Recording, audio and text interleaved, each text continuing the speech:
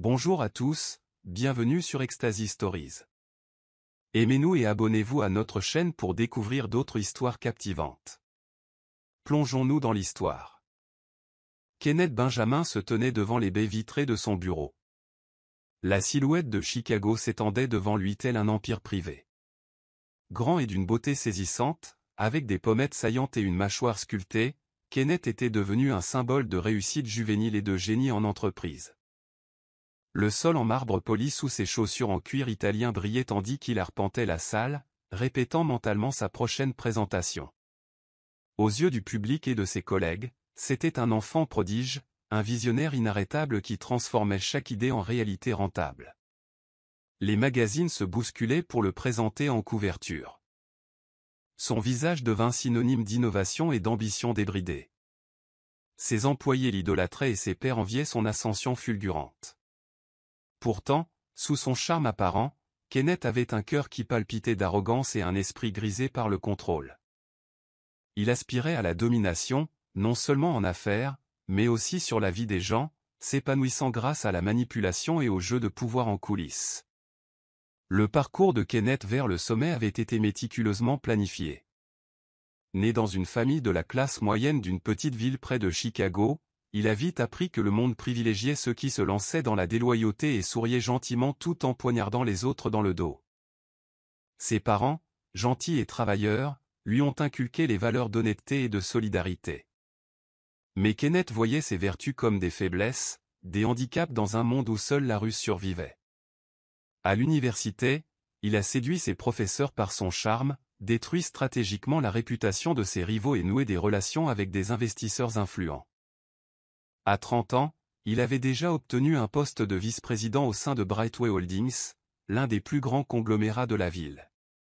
Le conseil d'administration a rapidement perçu en lui l'avenir de l'entreprise, un atout précieux pour une croissance infinie. Kenneth a saisi cet accueil avec brio, s'impliquant dans chaque décision importante et éliminant systématiquement tout concurrent susceptible de lui faire perdre son trône. Malgré son image publique captivante, Kenneth dirigeait ses équipes d'une main de fer. Les réunions se transformaient souvent en batailles psychologiques silencieuses, Kenneth identifiant avec brio les insécurités et les exploitants pour maintenir sa domination. Il vantait les mérites d'un employé devant l'équipe, pour ensuite l'acculer en privé et saper sa confiance avec des mots précis et tranchants. Ses plus proches collègues l'admiraient et le craignaient autant, murmurant des rumeurs sur ses tactiques de manipulation en privé. Mais Kenneth s'épanouissait dans cette peur silencieuse. C'était son instrument préféré, une symphonie de contrôle qui résonnait dans tous les couloirs des bureaux et des salles de réunion. Chaque sourire qu'il affichait lors des entretiens était un poignard soigneusement aiguisé. Chaque poignée de main, un geste calculé dans un jeu plus vaste. Kenneth Benjamin ne se contentait pas de gravir les échelons de l'entreprise. Il l'avait remodelé pour satisfaire son appétit insatiable de pouvoir, et dans son esprit, personne ne pourrait jamais le renverser. Anita Johnson évoluait dans le monde telle une brise légère, calme, douce, presque invisible pour ceux obsédés par le bruit et le spectacle. Avec ses traits délicats encadrés par une chevelure châtain soyeuse et ses yeux noisettes chaleureux qui semblaient contenir des océans d'histoires inexprimées, elle ressemblait en tout point à la libraire discrète qu'elle prétendait être. Chaque matin, elle ouvrait la porte de sa petite librairie d'art qu'elle gérait dans une rue cachée du centre-ville de Chicago, rangeant les nouveautés et dépoussiérant les vieux classiques avec un soin méticuleux. Les clients s'arrêtaient souvent dans le coin du fond pour la regarder peindre, ses coups de pinceau délicats mais passionnés révélant son âme sur la toile. Pour ses habitués, Anita était une énigme, intelligente, patiente, toujours prête à recommander le livre idéal ou à écouter leurs difficultés autour d'une tisane. Pourtant, personne ne soupçonnait la vérité. Elle était la fille unique du président Caleb Johnson, une personnalité politique puissante et respectée, connue pour son intégrité inébranlable et sa force tranquille. L'enfance d'Anita avait été une danse complexe entre luxe et secret. Ayant grandi dans la résidence présidentielle, elle fut protégée du regard du public par son père farouchement protecteur. Après le décès soudain de sa mère, alors qu'Anita avait 12 ans, elle se replia sur elle-même, cherchant du réconfort dans l'art et les livres plutôt que dans le monde fastueux dans lequel elle vivait. Le président Johnson, tout en étant dévoué à son pays, l'était encore plus à la sécurité et au bonheur de sa fille. Il lui a permis d'explorer librement ses centres d'intérêt, sans jamais la forcer à se retrouver sous le feu des projecteurs qui l'occupaient quotidiennement. Jeune femme, Anita a beaucoup voyagé, elle a étudié l'histoire de l'art à Florence, s'est portée volontaire dans des camps de réfugiés en Syrie et a travaillé dans des orphelinats en Colombie. Ces expériences ont façonné son esprit à la fois doux et résilient, renforçant sa conviction que le véritable pouvoir ne réside pas dans l'argent ou l'influence, mais dans la compassion et les actes de bonté discrets. Alors que le monde considérait son père comme un titan, Anita a choisi de vivre discrète, invisible mais profondément marquante. Sa véritable passion était de créer des programmes d'aide aux enfants défavorisés et aux femmes battues, finançant souvent anonymement des refuges et des centres d'art-thérapie à travers la ville. Malgré ses origines, Anita méprisait l'attention et préférait agir dans l'ombre, laissant ses actions parler plus fort que tout pouvoir hérité. Elle passait ses soirées à peindre dans son minuscule appartement au-dessus de la librairie, les doigts couverts de couleurs qui reflétaient ses émotions profondes, des ambres chauds pour l'espoir, des bleus nuits pour le chagrin et un écarlate éclatant pour un amour qu'elle n'avait jamais vraiment connu. Ses amis l'admiraient pour son humilité, mais s'interrogeaient sur sa réticence à s'engager dans des relations ou des cercles sociaux en dehors du travail. Sous sa douceur, Anita cachait une force tranquille, une force inébranlable de patience et de détermination que peu de gens comprendraient. Sous ses airs de personne à qui l'on pourrait briser un mot dur, elle était en réalité une forteresse, attendant silencieusement que le monde et certaines personnes révèlent leur véritable visage. Kenneth Benjamin a d'abord aperçu Anita Johnson lors d'un lancement de livres caritatifs organisé dans sa petite librairie. Il était arrivé en invité d'honneur, sa présence étant exigée par un membre du conseil d'administration désireux de montrer aux médias son côté humain. Kenneth remarqua à peine la foule d'intellectuels et d'amateurs d'art. Il trouvait ces rassemblements ennuyeux et indignes de lui, mais lorsqu'il vit Anita disposer une exposition de recueils de poésie classique, ses doigts fins se mouvant avec une précision gracieuse et son sourire timide s'épanouissant comme une fleur timide, quelque chose en lui éveilla non pas de l'affection, mais un calcul. D'un seul regard, Kenneth décida qu'elle serait parfaite, docile, fragile, et il supposa qu'elle avait désespérément besoin de la reconnaissance masculine. À ses yeux, Anita ressemblait à une femme modelable et possédable, un trophée qui paraissait réservé en public et obéissant en privé. Il aspirait à contrôler les gens et la douce aura d'Anita la faisait passer pour la conquête ultime. De retour à son appartement ce soir-là, Kenneth raconta sa rencontre avec Helen Daniels, sa maîtresse de longue date et sa plus proche confidente en matière de complot. Helen était une femme magnifique, féroce et ambitieuse, avec un regard vert vif qui semblait toujours à la recherche de la prochaine opportunité. Son expérience d'organisatrice d'événements d'entreprise lui avait appris à cerner rapidement les gens et à instrumentaliser les émotions pour obtenir du gain. Hélène sirotait son vin, écoutant attentivement Kenneth décrire le charme innocent et pathétique d'Anita. Elle esquissa un sourire narquois, ses lèvres rouges se retroussant comme un chat qui vient d'acculer une souris. Encouragé par les railleries et les rires provocateurs d'Hélène, Kenneth fut convaincu qu'épouser Anita aurait de multiples avantages.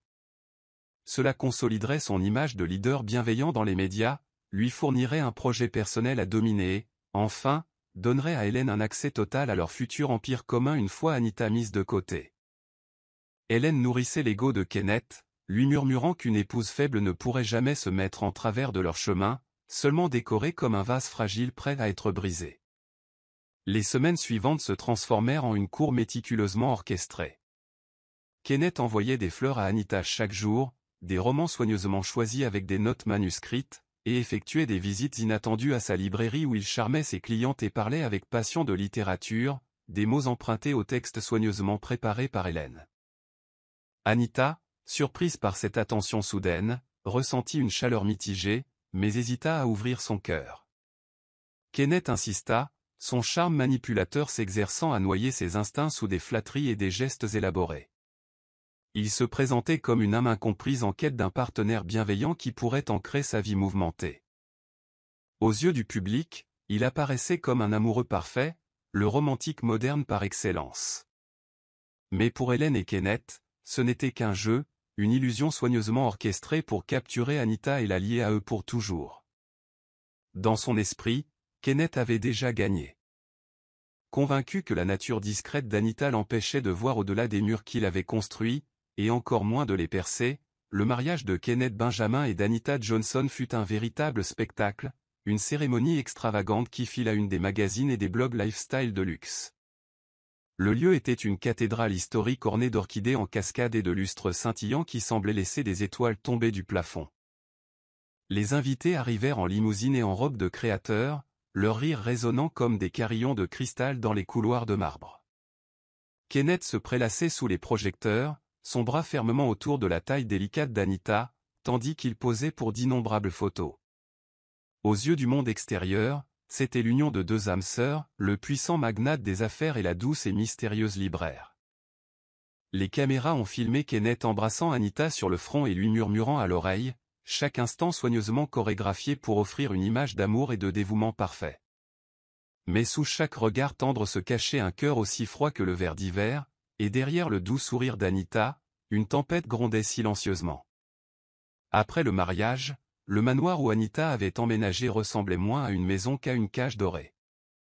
Les murs, décorés d'œuvres d'art abstrait que Kenneth prétendait adorer, semblaient étrangers à Anita, qui préférait des peintures chaleureuses et racontant des histoires de relations humaines.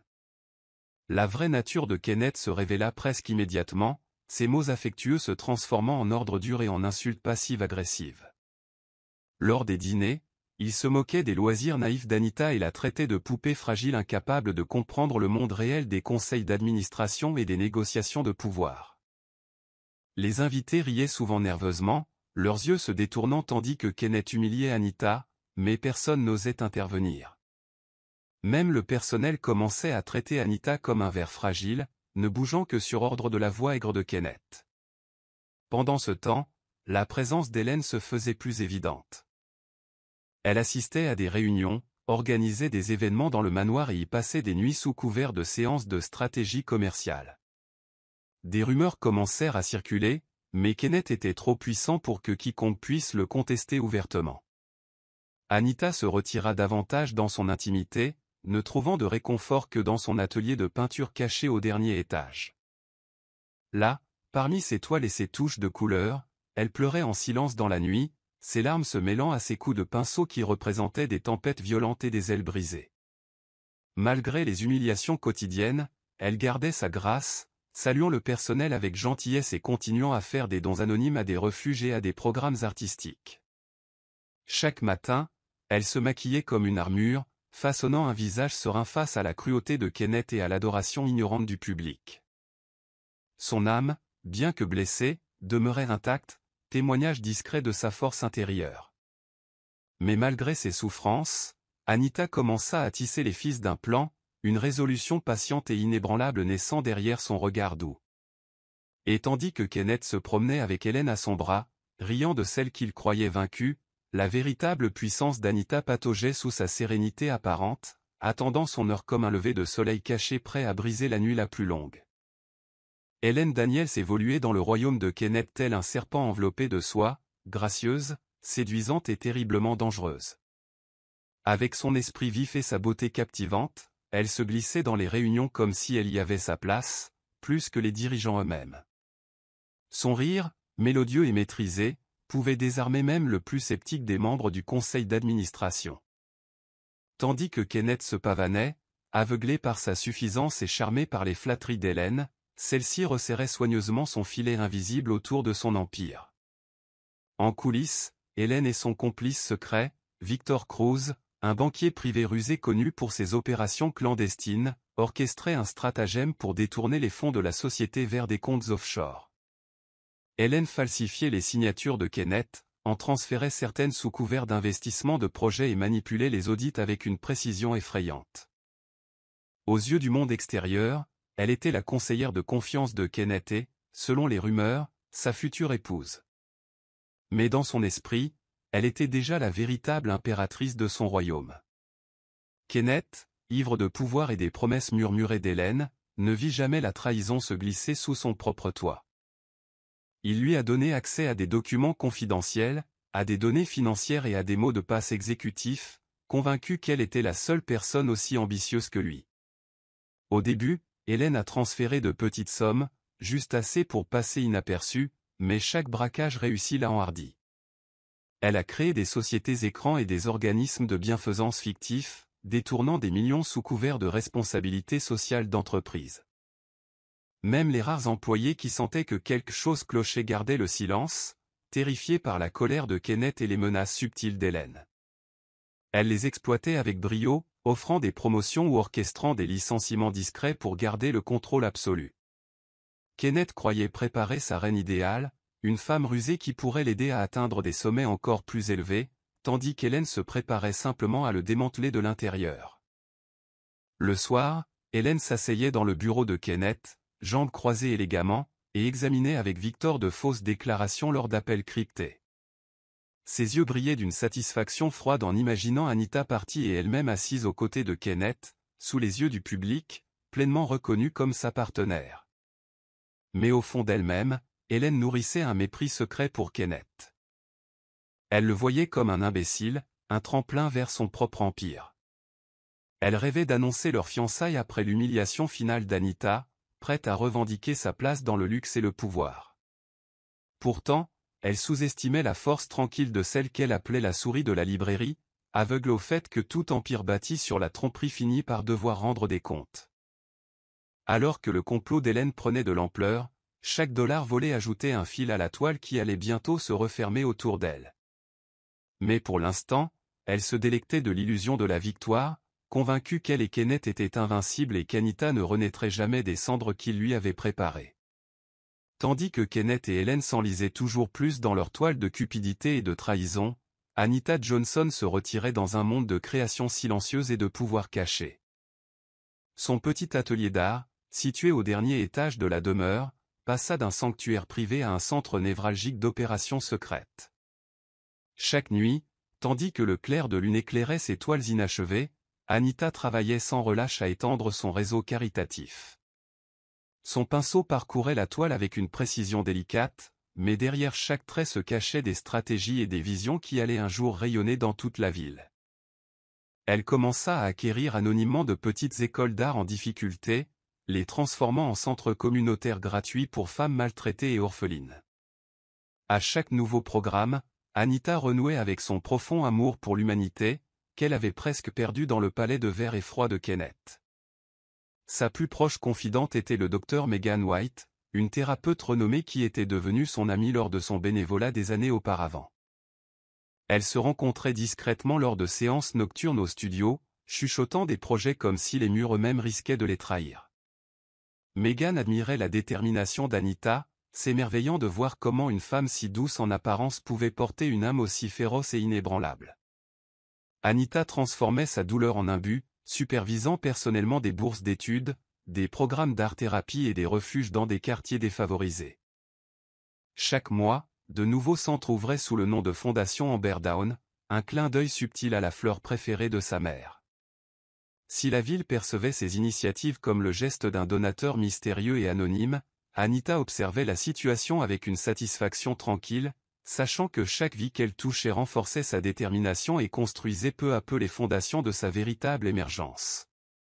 Malgré la cruauté quotidienne de Kenneth et les provocations publiques d'Hélène, Anita conservait son doux sourire et sa présence bienveillante au manoir. Elle continua à saluer le personnel avec gentillesse, à envoyer des repas au refuge et à livrer des tableaux aux hôpitaux pour enfants. Ces actions contrastaient fortement avec le monde creux et scintillant que Kenneth adorait. En secret, elle collabora avec son père, le président Caleb Johnson, établissant des bases juridiques et financières invisibles aux yeux arrogants de Kenneth. Anita savait que le jour viendrait où la vérité percerait leurs mensonges comme la lumière du soleil perçant une tempête.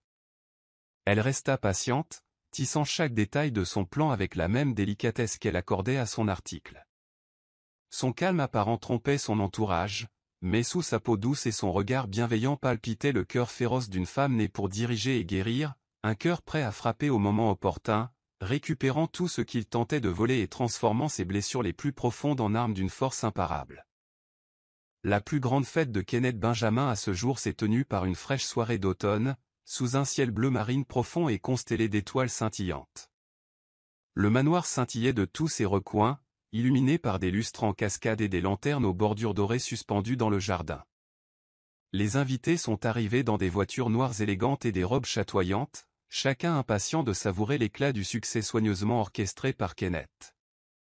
Des serveurs en uniforme blanc impeccable apportaient des plateaux de champagne et de délicats hors-d'œuvre, tandis qu'un quatuor de jazz jouait doucement en fond sonore. L'air vibrait de murmures d'admiration pour Kenneth, le roi des affaires, l'hôte charmant, la force irrésistible du monde des affaires. Au centre de ce spectacle opulent se tenait Anita, douce comme la lune, vêtue d'une robe ivoire simple mais élégante qui contrastait fortement avec les bijoux voyants qui l'entouraient. Aux yeux de tous, elle apparaissait comme le parfait second rôle dans le grand récit de Kenneth, un fragile ornement de son empire. Tout au long de la soirée, Kenneth s'accrocha à son bras comme à un trophée qu'il n'estimait plus, l'entraînant dans des conversations uniquement pour ridiculiser son manque de connaissance du monde réel. Devant les membres du conseil d'administration et les célébrités, il plaisantait sur les talents d'Anita, les comparant à des gribouillis d'enfants, et qualifiait son travail de libraire de passe-temps pour ménagère sans cœur. Chaque rire des invités était comme un coup de poignard, mais le visage d'Anita restait calme, ses lèvres pincées en une ligne patiente, et son silence ne faisait qu'enhardir Kenneth. Il y voyait une soumission, une preuve de sa faiblesse et de son incapacité à riposter. Pendant ce temps, Hélène, vêtue d'une robe rouge cramoisie, s'approchait de la foule, les yeux brillants de triomphe, murmurant des rumeurs à des invités influents, dépeignant Anita comme un fardeau inutile qui freinait Kenneth. Les flashs des appareils photo ont brillé tandis que Kenneth affichait Hélène à ses côtés, la présentant comme une partenaire indispensable, tant dans les affaires que dans la vie, même si Anita restait officiellement l'épouse pour l'instant. Alors que la soirée atteignait son paroxysme, Kenneth tapota une coupe de champagne pour attirer l'attention. Le silence retomba dans la salle, les invités se penchant en avant, impatients d'entendre une nouvelle plaisanterie ou une annonce officielle. Mais ce qui suivit laissa une cicatrice indélébile dans le cœur d'Anita et stupéfia même les mondains les plus aguerris. Kenneth leva son verre et, avec un soupir théâtral, annonça son intention de se libérer de l'emprise inerte et stérile d'Anita, déclarant devant des dizaines de caméras qu'il demanderait le divorce immédiatement. Des exclamations de surprise parcoururent la foule, certains se portèrent à la bouche, d'autres applaudirent nerveusement, sous le choc, ne sachant que faire. Anita resta figée, les yeux rivés sur le sourire narquois et triomphant de Kenneth. Pour Kenneth, c'était le coup fatal, l'humiliation ultime qui allait consolider son image d'homme déterminé et invincible. Mais tandis qu'il levait son verre et prenait une lente gorgée arrogante, il ne se doutait pas que la femme qu'il croyait avoir brisée se préparait déjà à s'élever d'une manière qui détruirait tout ce qu'il croyait posséder. Le lendemain matin, un silence étrange régnait dans le manoir, comme si même les murs étaient stupéfaits par la cruauté qui s'était déroulée, tandis que Kenneth dormait après sa nuit de plaisir aux côtés d'Hélène. Anita était assise seule dans son atelier, sa robe ivoire froissée à ses pieds comme un pétale tombé. Le soleil se levait lentement, teintant le ciel de nuances pleines d'espoir, pêche et lavande, mais au fond du cœur d'Anita, une aube différente se levait, non pas une douce lumière, mais une détermination farouche et inébranlable. Elle se leva, essuya ses larmes et se dirigea vers son petit bureau privé. Là, sous des croquis soigneusement rangés et des piles de dossiers caritatifs, se trouvait un téléphone satellite sécurisé, connu seulement d'elle et de son père. D'une main tremblante qui se stabilisa bientôt, Anita composa un numéro direct pour le président Caleb Johnson, l'homme que toute la nation vénérait, mais qu'elle appelait simplement papa. Le président Johnson répondit aussitôt, sa voix chaleureuse et autoritaire emplissant la pièce silencieuse. Il avait observé de loin, accordant à Anita l'indépendance qu'elle chérissait depuis toujours, respectant son désir de vivre inconnu et sans défense. Mais entendre la voix de sa fille ce matin-là, teintée à la fois de douleur et de détermination, réveilla un lion en lui. Ils ont parlé pendant des heures, non pas comme un président et son héritière cachée, mais comme père et fille, détaillant chaque détail de la tromperie de Kenneth, du vol d'Hélène et des ficelles longtemps cachées qu'Anita avait tissées en silence. Le président Johnson l'écouta sans l'interrompre, le cœur brisé et gonflé de fierté. Lorsqu'elle eut terminé, il lui apporta son soutien indéfectible, jurant de la soutenir lorsque viendrait le moment de révéler sa véritable identité et de recouvrer enfin sa dignité. À partir de ce jour, Anita s'installa au manoir avec une énergie différente, tel un fantôme enflammé. Elle commença à rassembler tous les documents juridiques, états financiers et preuves numériques qu'Hélène avait négligés dans son arrogance. Anita contacta discrètement son équipe juridique privée, un groupe d'avocats de confiance liés à son père, expert en droit des sociétés et en gestion des scandales politiques. Chaque soir, elle les tenait au courant lors de conversations à voix basse, leur fournissant des détails auxquels elle seule avait accès, des informations que Kenneth la croyait trop faible pour comprendre. Tandis que Kenneth et Hélène gagnaient en audace, affichant leur prétendue victoire, Anita cousait les derniers points d'un plan qui dévoilerait tous les mensonges et briserait toutes les illusions qu'ils avaient construites. Le personnel commença à sentir quelque chose se dessiner derrière son regard serein, sans parvenir à le localiser précisément. Ils la contournèrent avec plus de prudence, sentant l'électricité électrique flotter dans l'air, dans l'ombre. Anita se préparait à un jugement si complet que, lorsqu'il viendrait enfin, personne n'oserait remettre en question la force tranquille de celle qu'ils avaient tous sous-estimée.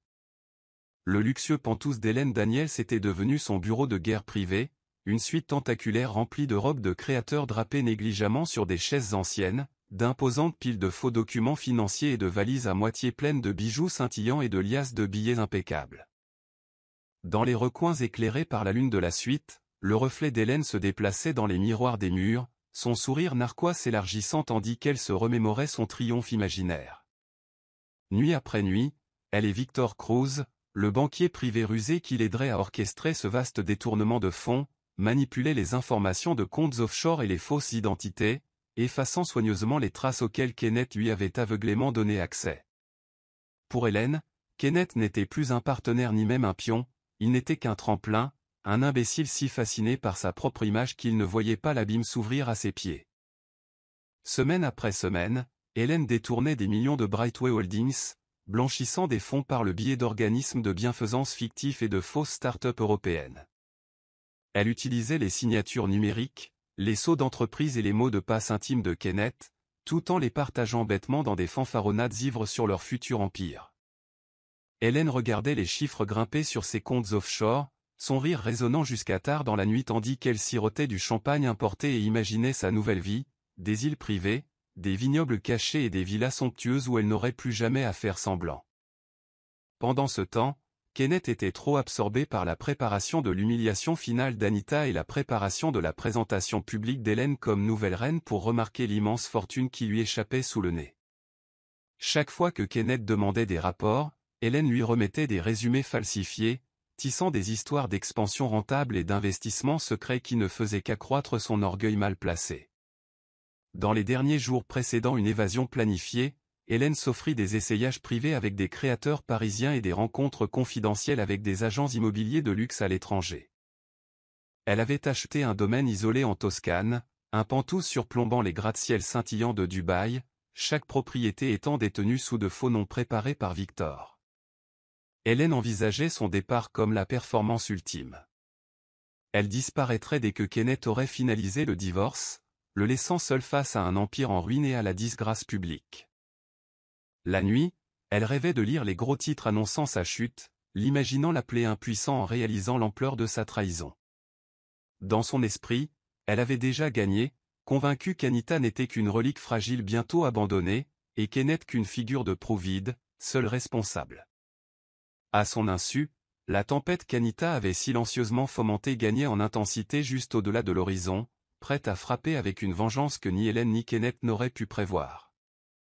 Le jour de l'audience de divorce, l'aube se leva sous un ciel gris et lourd, comme si le ciel lui-même pressentait l'ampleur de ce qui allait se passer.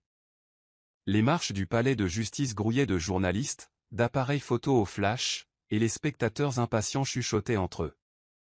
Kenneth Benjamin, vêtu d'un costume bleu marine sur mesure et arborant un sourire arrogant qui trahissait à peine son triomphe jubilatoire, se pavanait devant la foule, savourant chaque regard admiratif.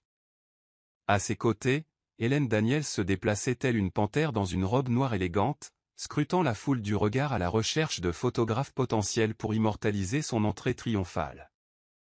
Kenneth salua, serra la main d'invités influents conviés sous couvert de soutien commercial, et adressa même un clin d'œil à quelques journalistes. Dans son esprit, Ce jour était sa plus grande victoire, la séparation définitive du poids mort qu'il appelait Anita, un événement qui marquerait officiellement son union avec Hélène et consoliderait sa place de titan intrépide, tant dans les affaires que dans la société. Dans la salle d'audience, l'atmosphère était tendue. Kenneth était assis à l'avant, les jambes croisées avec assurance, murmurant de temps à autre des remarques sarcastiques à Hélène, qui ricanait doucement et consultait son téléphone pour suivre leur fuite à l'étranger. La juge, une femme sévère au regard perçant, rappela à l'ordre tandis que les murmures s'amplifiaient près des grandes portes en bois. Soudain, la lourde porte en chêne s'ouvrit avec une force qui sembla faire taire toute la salle dans un halètement collectif. Tous les regards se tournèrent vers l'entrée, et le temps lui-même sembla s'arrêter. Anita Johnson entra avec grâce, la posture royale, le regard clair et inébranlable. Elle portait une robe blanche perle, simple mais élégante, qui semblait briller sous les lumières de la salle d'audience. Mais ce n'est pas sa transformation à elle seule qui a laissé la salle sans voix. C'était un homme à ses côtés, le président Caleb Johnson. Son entrée a provoqué une onde de choc dans la foule rassemblée. Grand et digne, sa présence rayonnait d'une autorité qui réduisait au silence même les journalistes les plus aguerris. Les caméras claquaient furieusement tandis que les agents de sécurité les encadraient, leurs chaussures cirées résonnant sur le sol de marbre tel un cortège royal. Le sourire suffisant de Kenneth disparut instantanément, son teint se transformant en une pâleur maladive. Hélène laissa tomber son téléphone, ses doigts tremblants lorsqu'il tomba au sol. Anita s'avança, le regard fixé sur Kenneth, chaque pas étant une riposte silencieuse à chaque insulte, à chaque humiliation qu'il lui avait infligée. Lorsqu'elle s'arrêta devant le juge, elle se tourna légèrement pour s'adresser à la salle silencieuse, d'une voix calme mais puissante, tandis qu'elle se présentait pour la première fois.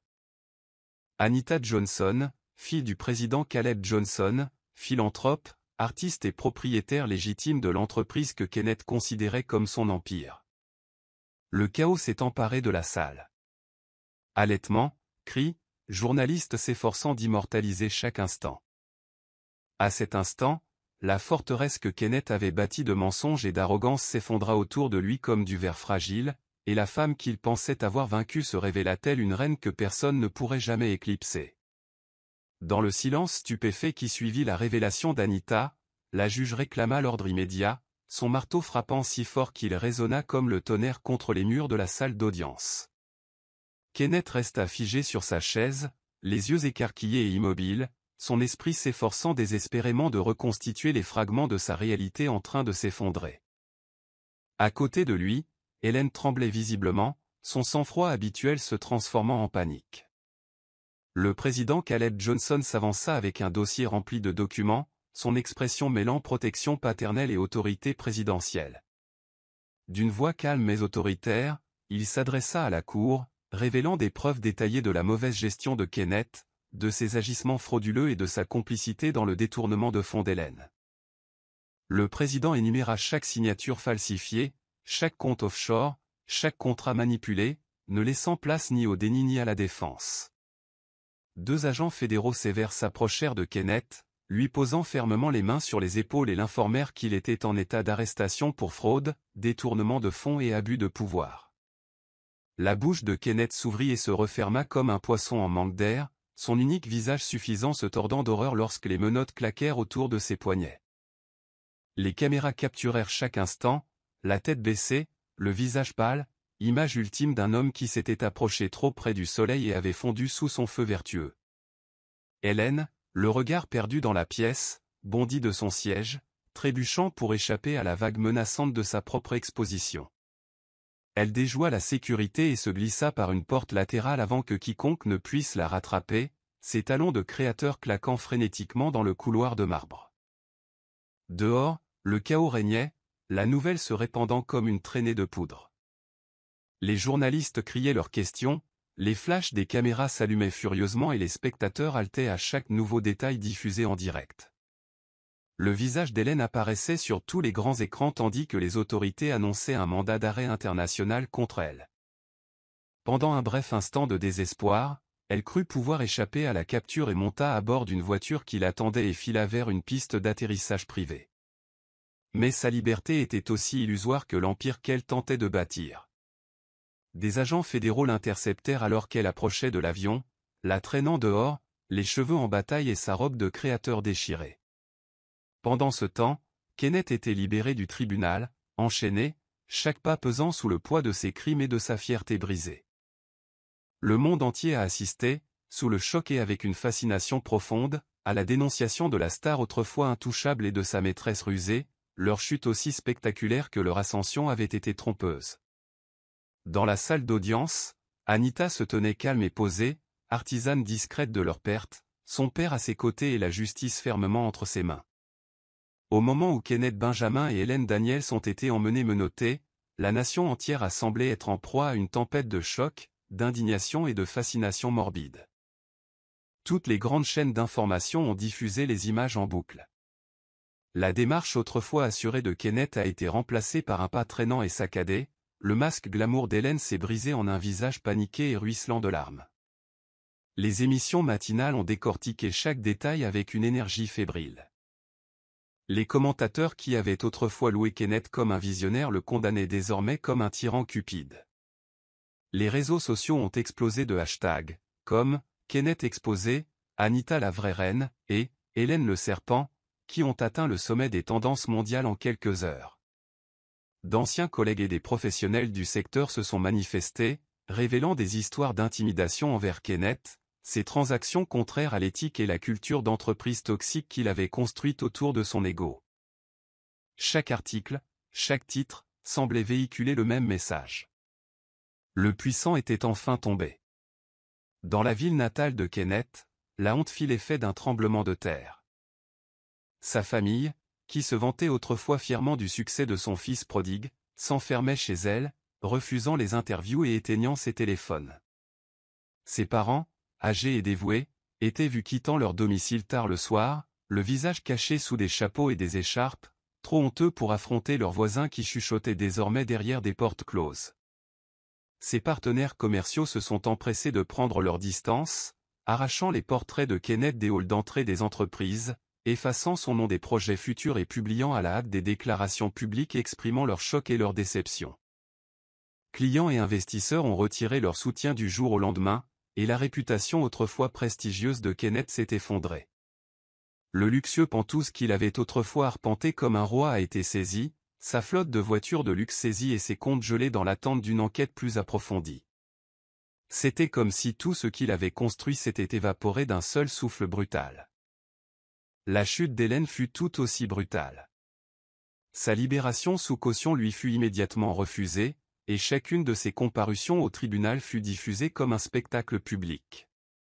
Des vidéos la montraient hurlant dans les salles d'audience, ses vêtements de marque en désordre, implorant la clémence et affirmant à tort avoir été manipulée. Mais le public n'éprouvait aucune sympathie pour celle qui avait autrefois affiché si ouvertement son pouvoir et ses cruautés. D'anciens assistants ont révélé ses menaces et ses tactiques terroristes en coulisses, tandis que des documents commerciaux confirmaient qu'elle détournait des millions. Même Victor Cruz, son complice secret, s'est retourné contre elle pour obtenir une réduction de peine, scellant ainsi son sort. Alors qu'elle était transférée dans un établissement de haute sécurité, les flashs des appareils photo immortalisaient son dernier chemin humiliant, la mondaine autrefois célébrée étant désormais réduite à l'état de prisonnière vaincue et enchaînée. Pendant ce temps, Anita émergeait comme une héroïne discrète, sa grâce et sa force étant célébrées dans le monde entier. On commença à la considérer non seulement comme une femme lésée, mais aussi comme un symbole de patience, de dignité et de la force silencieuse de la résilience, attendant son heure. Dans les jours qui suivirent le séisme judiciaire, Anita Johnson agissait avec une autorité discrète qui laissa le monde des affaires sans voix. Tandis que Kenneth croupissait dans une cellule de détention provisoire en attendant son procès, Anita pénétra dans le siège social rutilant de Brightway Holdings, le même bâtiment où Kenneth s'était pavané tel un pan quelques semaines auparavant. Son arrivée ne fut pas annoncée en fanfare ni par de grands discours. Au lieu de cela, elle entra à l'étage exécutif vêtue d'un tailleur bleu marine sur mesure, les cheveux élégamment coiffés en arrière, l'air calme mais inflexible. Le personnel, stupéfait, la regarda passer devant la réception avec assurance, accompagné de l'équipe juridique de confiance de son père et de collaborateurs clés du gouvernement. Ceux qui s'étaient moqués d'elle à huis clos baissaient maintenant les yeux, le visage rouge de honte et de peur. Anita n'avait aucune rancune, mais son regard ne laissait aucun doute, elle était venue non seulement pour revendiquer sa place, mais pour transformer le cœur même de l'entreprise que Kenneth avait empoisonnée. Lors de la première réunion du conseil d'administration, Anita se tenait devant la longue table en acajou, face aux administrateurs restants, dont beaucoup avaient autrefois cautionné l'arrogance de Kenneth ou fermé les yeux sur ses abus. Sans élever la voix, elle présenta des preuves irréfutables des détournements de fonds de Kenneth et des fraudes d'Hélène, détaillant précisément comment ils avaient manipulé les politiques internes et détourné des fonds. Sa voix était assurée, ses mots tranchants comme des outils de sculpteur, creusant la vérité dans les couches de corruption de l'entreprise. À la fin de son discours, elle annonça son intention immédiate d'acquérir la majorité des actions, une opération déjà approuvée par l'administration de son père et garantie par des décrets d'urgence. Quelques administrateurs tentèrent de protester, mais Anita les fit taire d'un seul regard, un regard empreint à la fois de la grâce de sa mère et de la puissance inébranlable de son père. En quelques heures, elle fut officiellement déclarée nouvelle actionnaire majoritaire et présidente de Brightway Holdings. Une fois aux commandes, Anita s'empressa d'effacer l'héritage toxique de Kenneth. Elle a dissous des contrats douteux, restructuré des services minés par la corruption interne et réintégré des employés injustement licenciés sous le règne de Kenneth. Mais Anita ne s'est pas arrêtée là. Elle a rebaptisé l'entreprise, la transformant d'une machine à profit sans âme en une organisation caritative dynamique et engagée dans un impact social.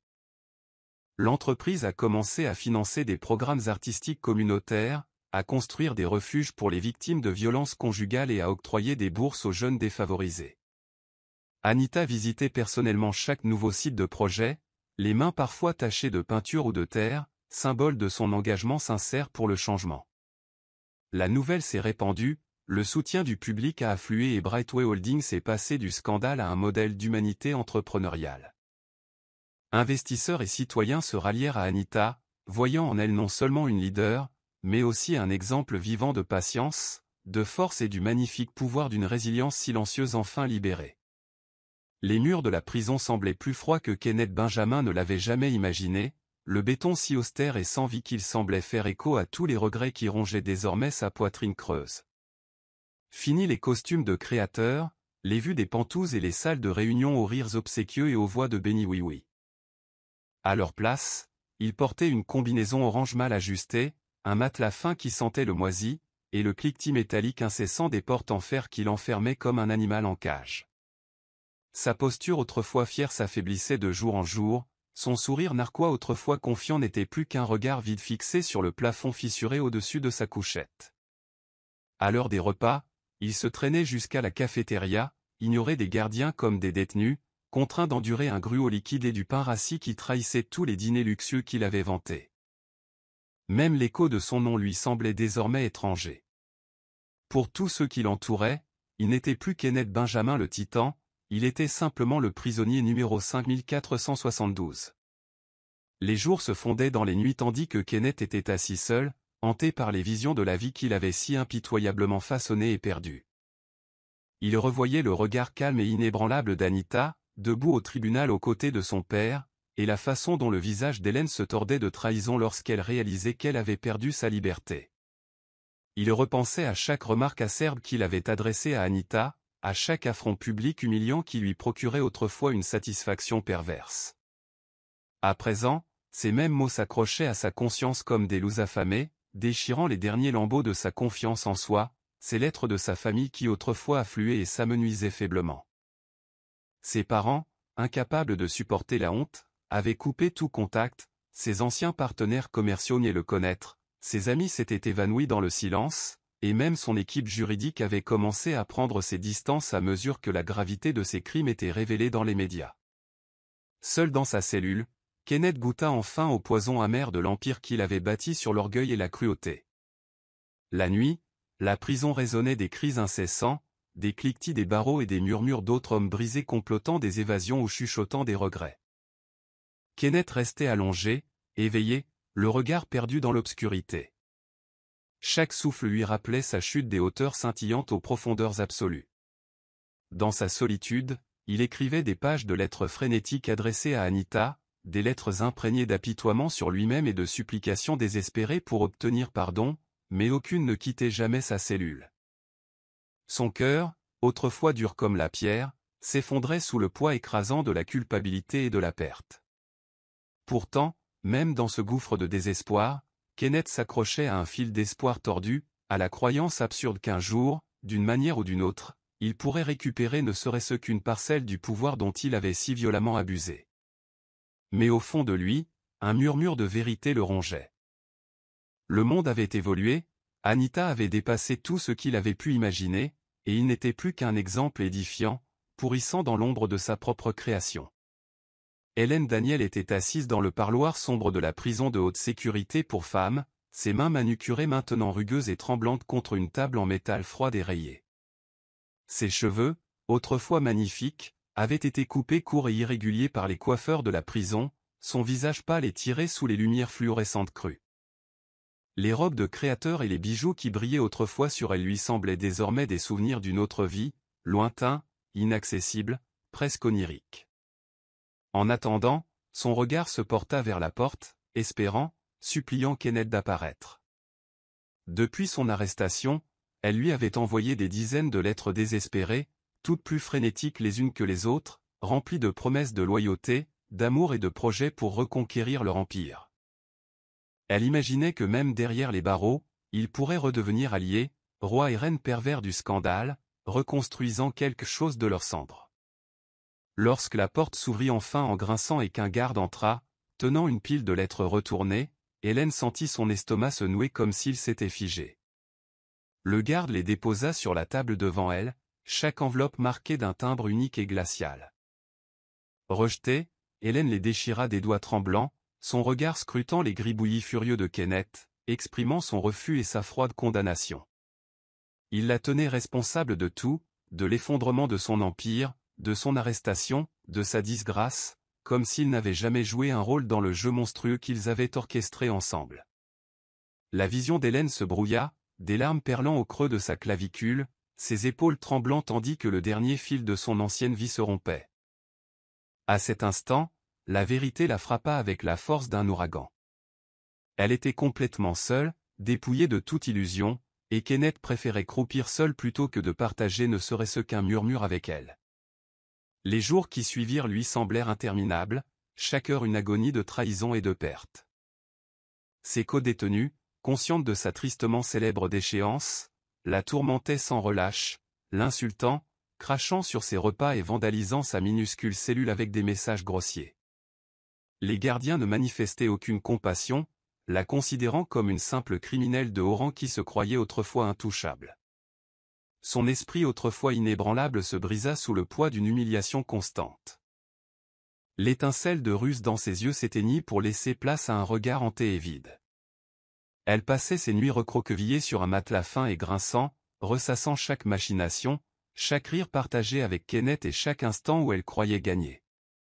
Mais dans ce silence interminable, Hélène comprit trop tard que son pouvoir avait toujours été emprunté, étayé par des illusions et des mensonges.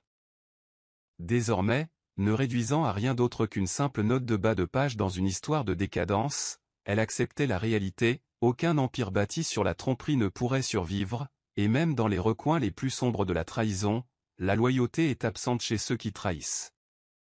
Loin des sols froids et marbrés du palais de justice et des couloirs étouffants de l'ancien manoir de Kenneth, Anita Johnson s'engageait dans une nouvelle ère, marquée par le sens, la guérison et des possibilités infinies.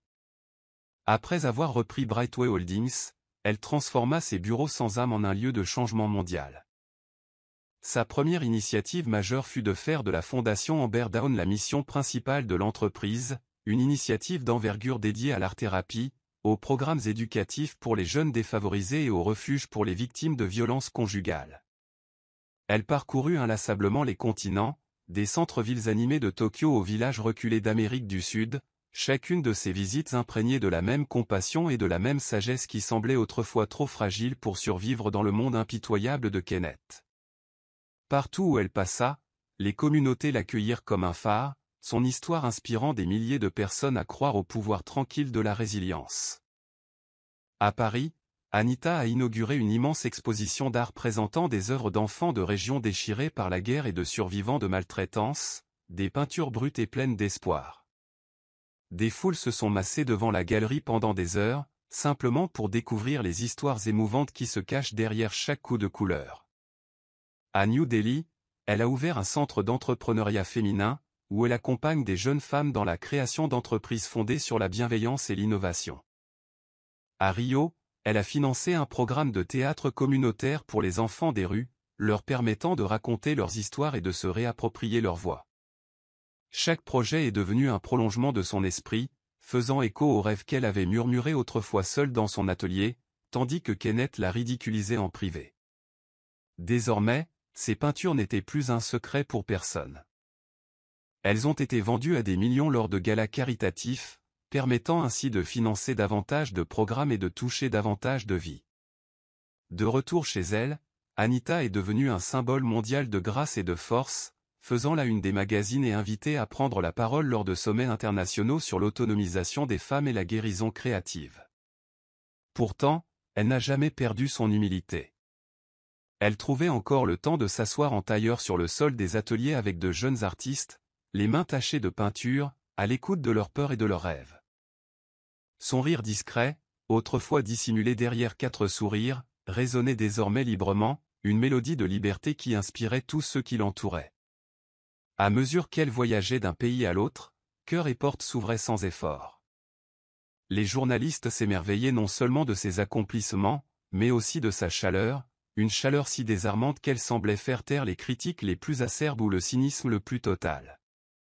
Malgré tout cela, Anita est restée profondément ancrée, s'accrochant au souvenir de la femme qu'elle avait été forcée de devenir dans l'ombre de Kenneth et à la force silencieuse qui l'avait finalement libérée. À travers chaque fresque dévoilée et chaque vie exaltée, elle a tissé un héritage qui résonnerait bien au-delà de sa vie, prouvant que le véritable pouvoir ne réside pas dans le contrôle ou la domination, mais dans la compassion, la créativité et une bienveillance inébranlable. Au milieu du tourbillon de projets internationaux et de sa mission incessante de guérison du monde, Anita Johnson se retirait souvent dans un atelier tranquille perché au-dessus d'un quartier artistique animé de Florence, une ville qui lui avait autrefois appris les couleurs, la douleur et la renaissance. C'est dans cet espace chaleureux et ensoleillé, empli du parfum des huiles fraîches et du doux bourdonnement des musiciens de rue en contrebas, qu'Anita a rencontré Nicholas Carter. Nicholas, mécène et collectionneur d'art renommé, connu pour sa découverte de jeunes artistes en difficulté à travers l'Europe, est entré dans sa vie non pas avec l'arrogance de Kenneth ou le charme sournois d'Hélène, mais avec un respect sincère, presque timide, pour son œuvre. Grand et élégant, robuste, avec des yeux bleus pensifs et une voix douce qui invitait à la confiance plutôt qu'elle ne l'exigeait, Nicholas est arrivé un après-midi pour faire don d'une œuvre à l'exposition itinérante de sa fondation. Leur première conversation, censée ne durer que quelques minutes, s'est transformée en heures de rire doux et d'histoires partagées. Nicholas a évoqué ses débuts d'architecte avant de se reconvertir dans la conservation d'œuvres d'art, sa passion pour la préservation des voix disparues et la renaissance de talents oubliés. Anita l'a écouté, surprise de se sentir naturellement attirée par sa chaleur et sa sincérité. Elle lui parla des projets de sa fondation, de ses rêves de futurs programmes artistiques en zone de conflit et de la façon dont la peinture avait sauvé son âme à maintes reprises. Il n'y avait entre eux ni faux semblant, ni séduction grandiloquente ni manipulation, seulement 2 âmes, chacune portant des cicatrices, reconnaissant peu à peu des fragments d'elle-même reflétés dans le cœur de l'autre. Lorsqu'il partit enfin ce soir-là, Nicholas hésita sur le seuil, se retournant pour la regarder avec une douceur qui persista longtemps après son départ. Au cours des semaines suivantes, leur lien s'est doucement épanoui, telle une fleur prudente retrouvant enfin la lumière du soleil après un long hiver. Nicholas l'a rejointe lors des vernissages, l'aidant à organiser des installations et voyageant avec elle dans des communautés isolées pour distribuer du matériel artistique. Il n'a jamais occulté son histoire ni cherché à s'en emparer. Au contraire, il célébrait cela, laissant place à son chagrin et à sa force, sans jugement. Lors des soirées tranquilles à Florence, il partageait des dîners simples sur sa terrasse, les lumières de la ville scintillant en contrebas tandis qu'elle peignait, et lui dessinait dans un journal usé qu'il emportait partout. Lentement, Anita s'autorisa à envisager à nouveau l'amour, sentant son cœur se réchauffer d'une manière qu'elle avait cru impossible. Nicolas n'a jamais cherché à la guérir ni à accélérer sa guérison. Il lui offrait simplement sa présence constante, une chaleur patiente et inébranlable qui devint son refuge. Pour la première fois depuis des années, Anita commença à percevoir l'amour non pas comme une arme de contrôle, mais comme une douce invitation à s'épanouir librement. Et dans la dévotion silencieuse de Nicolas, elle retrouva le courage de se laisser aimer sans crainte. La grande salle de bal du palais historique de Vienne scintillait d'abord sous une multitude de lustres en cristal, leur lumière se diffusant comme un millier de petites étoiles sur les invités élégamment vêtus. Ce soir-là, la Fondation Amber Down organisait son plus grand gala de charité à ce jour, un événement destiné à récolter des fonds pour de nouveaux centres d'art-thérapie dans les camps de réfugiés d'Europe de l'Est. La salle vibrait d'excitation et d'admiration tandis que les invités, donateurs et dignitaires se mêlaient, leur conversation tournant autour d'Anita Johnson, la femme devenue un symbole vivant de grâce, de compassion et de force inébranlable. Anita évoluait parmi eux, vêtue d'une robe fluide d'un bleu profond, ondulant comme de la soie de minuit. Son rire était léger et sincère, sa présence magnétique et pourtant humble. Son père, le président Caleb Johnson, l'observait de l'autre côté de la pièce, le regard empreint de fierté et de tendresse.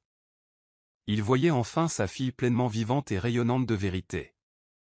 Nicholas Carter se tenait près d'elle, l'observant silencieusement avec une tendresse qui transparaissait dans chacun de ses mouvements. Au cours de l'année écoulée, il avait soutenu Anita à travers d'innombrables défis et victoires, ne recherchant jamais la vedette, mais la soutenant toujours discrètement. Ce soir-là, alors que des discours étaient prononcés dans des pièces vendues aux enchères pour des sommes records, Nicolas sentit le poids de la petite boîte en velours cachée dans la poche de sa veste. Lorsque les derniers applaudissements s'étaient estompés et que les derniers confettis dorés avaient volé au sol, Nicolas s'avança vers la scène, le cœur battant à tout rompre. Le silence se fit instantanément dans la salle. Sa présence était inattendue, et les invités se retournèrent, leur curiosité pétillant dans l'air chargé. Anita, debout près de son père, pencha la tête, perplexe, les sourcils froncés tandis que Nicolas tendait la main vers le micro. Il parla d'abord doucement, sa voix résonnant dans la salle de bal silencieuse, racontant sa première rencontre avec Anita dans ce studio baigné de soleil, comment son courage, sa gentillesse et son dévouement indéfectible avaient transformé non seulement sa vie, mais celle de milliers de personnes à travers le monde. Tandis qu'il parlait, des larmes perlaient au coin des yeux d'Anita, qui porta la main à sa bouche, incrédule. Le président s'avança et posa doucement la main sur son épaule, ses yeux brillants tandis que Nicolas se tournait vers elle. D'un mouvement lent et délibéré qui sembla suspendre le temps, Nicolas s'agenouilla, sortit l'écrin de velours de sa poche et l'ouvrit pour révéler une délicate bague ornée d'un saphir, pierre symbolisant la sagesse et la résilience. « Anita, dit-il d'une voix chargée d'émotion, veux-tu m'honorer en partageant avec moi ta vie, tes rêves et ta belle âme ?» La salle explosa de halètements et d'applaudissements tonitruants, les appareils photos étincelant comme des étoiles. Anita, tremblante mais radieuse, hocha la tête à travers ses larmes, murmurant un « oui », doux et essoufflé en s'avançant pour le rejoindre. À cet instant, avec la bénédiction de son père et l'accueil chaleureux du public, Anita accepta non seulement une demande en mariage, mais un nouveau chapitre d'amour et d'espoir, témoigné par un monde qui avait appris à croire en sa force inébranlable. Le matin du mariage d'Anita et de Nicolas s'éleva d'une douce chaleur dorée qui semblait envelopper chaque recoin du lac de Côme où la cérémonie devait avoir lieu. Les jardins de la villa s'épanouissaient de couleurs vives et joyeuses, roses ivoire, lavande douce et orchidées bleues saphir intense, reflétant les teintes préférées d'Anita. Les vagues douces clapotaient sur le rivage, leur douce musique se mêlant aux notes délicates d'un quatuor à cordes accordé dans la cour. Anita se préparait dans une suite ensoleillée, entourée d'amis proches et de quelques jeunes artistes de sa fondation, chacun ayant peint une bénédiction personnelle sur la traîne fluide de sa robe. Sa robe scintillait de délicates broderies inspirées de ses propres œuvres, chaque point témoignant silencieusement de son cheminement, de la douleur à la renaissance. Alors que son père, le président Caleb Johnson, entrait dans la salle pour l'accompagner, il marqua une pause, stupéfait par la vision de sa fille, non seulement une mariée, mais une femme pleinement transformée par sa propre vision de la force et de la beauté. Dehors, les invités étaient rassemblés au bord de l'eau, leurs sièges disposés en un vaste demi-cercle embrassant le lac et le soleil levant au-delà. Artistes, philanthropes, dignitaires et femmes des refuges qu'Anita avait aidés remplissaient l'auditoire, les yeux brillants d'impatience et de gratitude. Nicolas se tenait devant l'autel, sous une arche naturelle de glycine et de lierre, son costume simple mais élégant, son expression douce de révérence et de joie. Lorsqu'Anita s'engagea sur le chemin, un silence parcourut le jardin.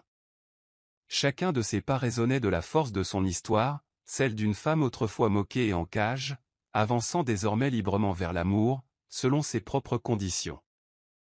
Le bras ferme du président Johnson la serrait contre lui, ses larmes coulant doucement à mesure qu'il s'approchait de Nicolas. Il n'y avait aucune grandeur forcée, aucun spectacle creux. Chaque détail était intentionnel, intime et rayonnant d'authenticité. Tandis qu'Anita et Nicolas échangeaient leurs vœux, le lac scintillait sous la douce caresse du soleil, reflétant le lien indéfectible qui s'était tissé entre eux. Nicolas leur avait promis non seulement de l'amour, mais un engagement à vie envers sa mission, son art et ses rêves. La voix d'Anita tremblait lorsqu'elle évoquait la recherche, non seulement d'un partenaire, mais aussi d'un refuge après les tempêtes qui avaient autrefois menacé de l'engloutir.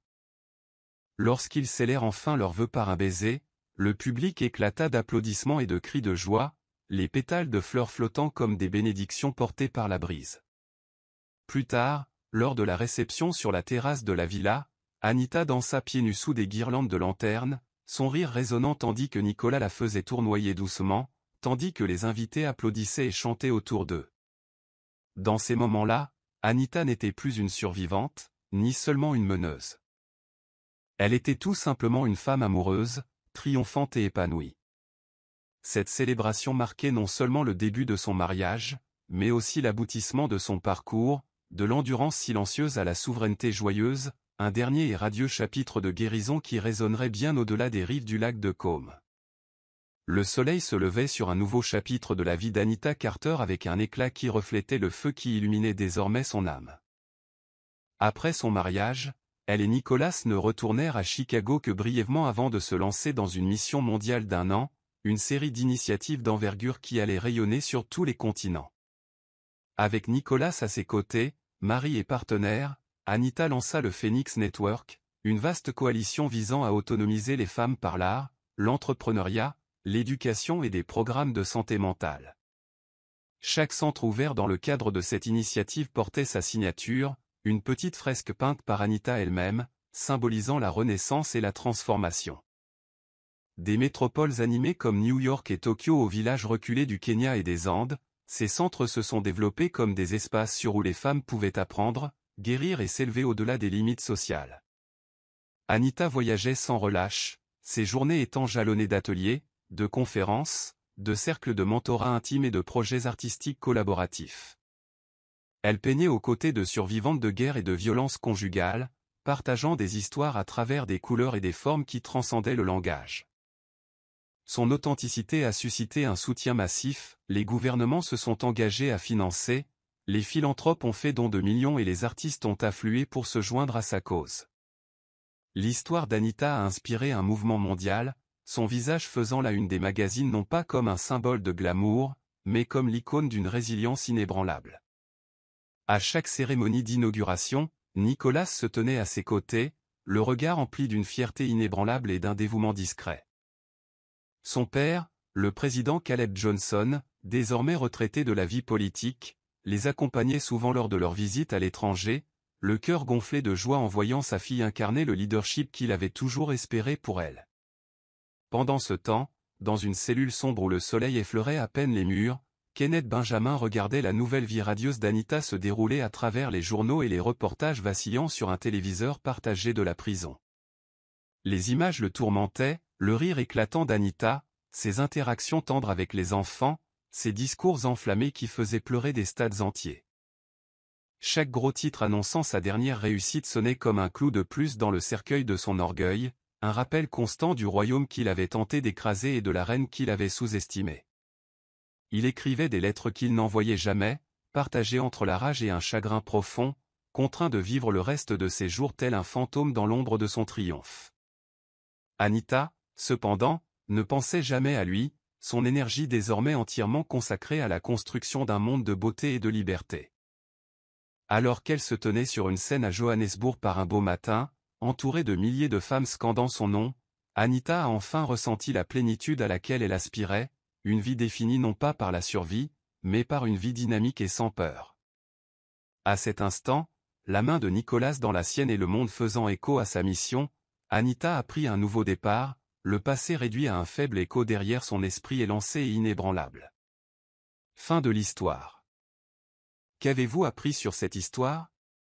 Aimez-la et abonnez-vous à notre chaîne pour découvrir d'autres histoires intéressantes.